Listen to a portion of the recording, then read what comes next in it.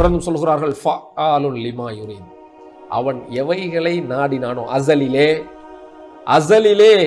எவைகளை நாடினானோ அவைகளை செய்யும் ஆற்றலுடையவன் என்பதையும் நீ உறுதி கொள். நாடியது எல்லாத்தையும் செய்யக்கூடிய ஆற்றல் எவனுக்கும் கிடையாது. நாம் எத்தனையோ விஷயத்தை நாடுவோம், நினைப்போம், அதெல்லாம் செய்யும் ஆற்றல் இருக்குதா? இல்ல. இப்போ நாம் வேறு ஒரு இடத்தில் இருப்பதாக நினைக்கலாம், அப்படி செஞ்சு காட்ட ஆற்றல் இருக்குதான் நமக்கு.